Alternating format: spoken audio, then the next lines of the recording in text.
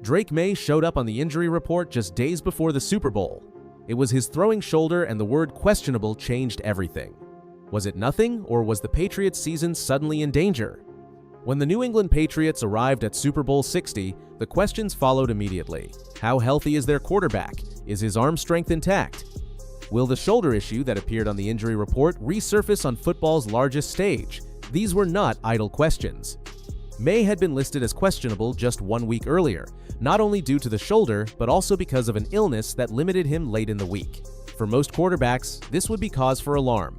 For a Super Bowl quarterback, it becomes a story that threatens to overshadow everything else. From the moment media sessions opened, Maye understood the narrative forming around him. Instead of avoiding it, he confronted it directly. He spoke calmly, confidently, and without hesitation. He said he threw normally in practice. He said the shoulder felt good. He said he had turned a corner. Those words mattered because they came without qualifiers. There was no careful language, no vague reassurance, just a quarterback stating plainly that he felt ready. The injury itself never carried dramatic visuals. There was no on-field moment that sent trainers rushing out, no sideline shots of Maye grimacing or shaking out his arm. The shoulder issue developed quietly. It was managed internally. The Patriots limited his reps briefly and monitored his workload. When the injury designation appeared, it caught many by surprise. That surprise fueled speculation. In the NFL, silence often creates louder noise than confirmation. What mattered most was what happened once Maye returned fully to practice. According to coaches, his throwing motion looked normal, his velocity was unchanged, his accuracy remained sharp. There was no adjustment to the playbook, no contingency plan, no second quarterback receiving additional first-team reps. The Patriots acted as if their quarterback was fully healthy because internally they believed he was. That belief extended beyond words. Practice film showed Maye driving the ball downfield.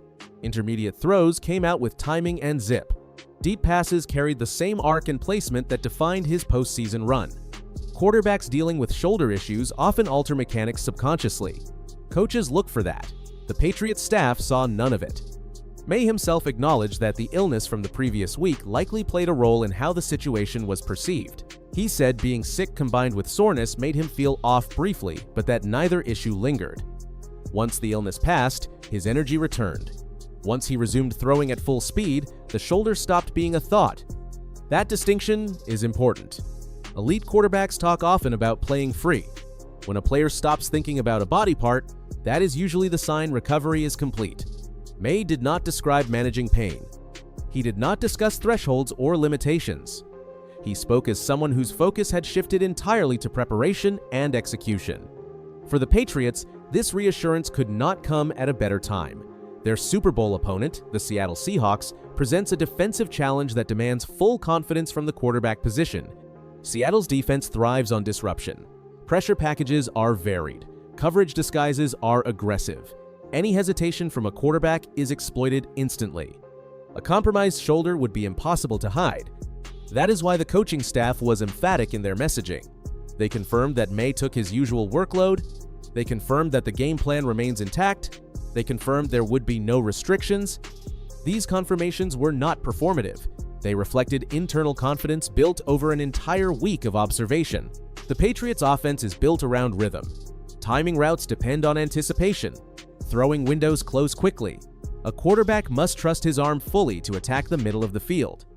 If Maye were hesitant, the offense would shrink. Coaches saw no evidence of that. Instead, they saw decisiveness. That decisiveness is what carried New England through the playoffs. Maye's rise to this moment has been marked by composure. Throughout the postseason, he faced complex defensive looks and responded with patience. He avoided unnecessary risks. He took shots when they were available. His poise became a defining characteristic of the Patriots' run. That poise is difficult to maintain if a quarterback is physically compromised. From a strategic standpoint, the Patriots have no incentive to mislead. Injury gamesmanship rarely extends into the Super Bowl at the quarterback position. Any deception would be exposed immediately once the game begins. The absence of altered preparation suggests sincerity. The absence of backup planning confirms it. Maye himself acknowledged the stakes. He spoke about understanding why questions existed. He did not dismiss them as media noise. Instead, he explained that the recovery process had gone as expected and that he felt better each day.